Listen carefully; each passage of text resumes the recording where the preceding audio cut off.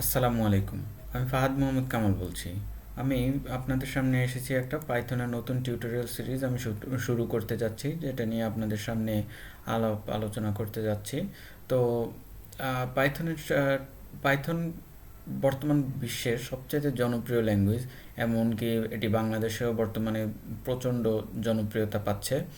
তো আশা করি আগামী 5-6 বছরের মধ্যে বাংলাদেশে প্রচণ্ড পরিমাণে পাইথনের ডেভেলপমেন্ট বৃদ্ধি পাবে। 5-6 বছর বললে ভুল হবে, আগামী 1-2 বছরের মধ্যেই বাংলাদেশে প্রচণ্ড পরিমাণে পাইথনের ডেভেলপারের প্রয়োজন হবে।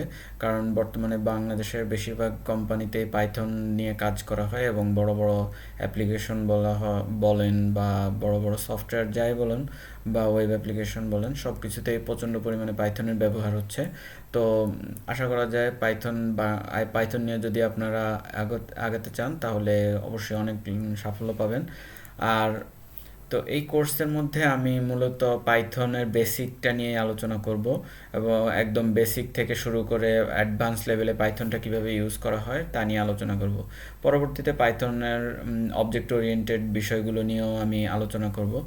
আর পাইথনের কোর্সটা শেষ হলে আমি পাইথনের ওয়েব ডেভেলপমেন্ট নিয়ে কাজ করব, যেটা মূলত জেঙ্গো ফ্রেমওয়ার্ক নিয়েই করা হবে।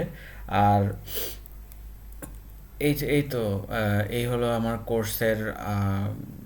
Course plan. তো আমি কে? আমি উম, আমি ফাহাদ মোহাম্মদ কামাল, যেটা বলেছিলাম। তো আমি একজন সফটওয়্যার ডেভেলপার। আমি মূলত পাইথন নিয়ে কাজ করি এবং পাইথনের ওয়েব ব্যাক এন্ডে কাজ করে থাকি। পাশাপাশি আমি ফ্রন্ট এন্ডেও কিছুটা কাজ করে থাকি, তো সেটা অত বেশি করা হয় না। তো তারপরেও আমি মোটামুটি করে থাকি ফ্লাটার দিয়ে মোবাইল অ্যাপ ডেভেলপমেন্ট। আর কিছুটা অ্যাঙ্গুলার 8 নিয়ে কাজ করেছিলাম, তো ওইটা নিয়ে এখন আর কাজ করা হয় না। পাশাপাশি আমি জাভাস্ক্রিপ্টেও কিছুটা কিছুটা কাজ করি, যে এটা আসলে বলার মতো না। আমার মূলত পাইথন নিয়েই কাজ করা হয়ে থাকে। আর আমি আহ, গত 2020 সালে গ্র্যাজুয়েশন কমপ্লিট করেছি, এবং বর্তমানে একটি প্রাইভেট কোম্পানিতে কর্মরত আছি।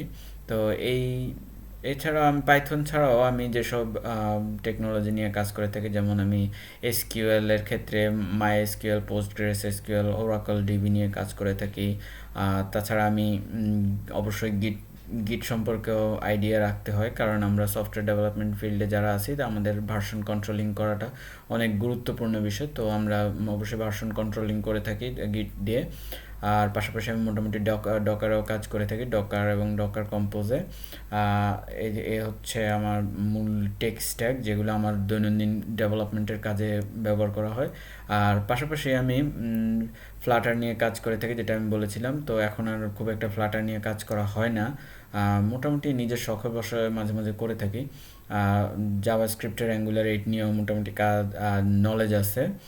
আর হচ্ছে আমি সি শার্প নিয়ে যদি বলতে হয়, তাহলে আমার সি শার্প হচ্ছে প্রোগ্রামিংয়ের হাতে খড়ি। আমি সি শার্প দিয়েই প্রোগ্রামিংয়ের যত ইম্পর্টেন্ট টপিক আছে, যেমন অবজেক্ট ওরিয়েন্টেড বিষয়টা এবং একটা ওয়েব অ্যাপ্লিকেশন কীভাবে ডেভেলপ করতে হয়, তা নিয়ে সি শার্প নিয়েই মোটামুটি কাজ করেছিলাম। সি শার্পে এএসপি এবং ডেস্কটপের ক্ষেত্রে উইনফর্ম, তো এগুলো নিয়ে কাজ করেছি। পরবর্তীতে নিজের ইন্টারেস্টের কারণে আমি পাইথনে সুইচ করি, যদিও এখনও সি শার্প নিয়ে আসলে আমার অনেক উইকনেস রয়ে গেছে, যে আমি আসলে এখনও মাঝে মাঝে মন চায় সি শার্প নিয়েই কাজ করি। কারণ পাইথন তো মোটামুটি এখন কনফিডেন্ট, কিন্তু সি শার্পের প্রতি আসলে প্রথম ভালোবাসা যেটাকে বলা হয়। তো এছাড়া টেকনিক্যাল স্কিলসের পাশাপাশি আমার যদি আরও বলা হয় যে আর্কিটেকচার নিয়ে কাজ করা, তো আমি মোটামুটি আর্কিটেকচার ডেভেলপমেন্টের জন্য যেসব ডায়াগ্রাম প্রয়োজন হয়, তার কিছুটা মোটামুটি নলেজে আছে, এবং প্রফেশনাল ক্ষেত্রেও কয়েকটা ডায়াগ্রাম ইউজ করেছি।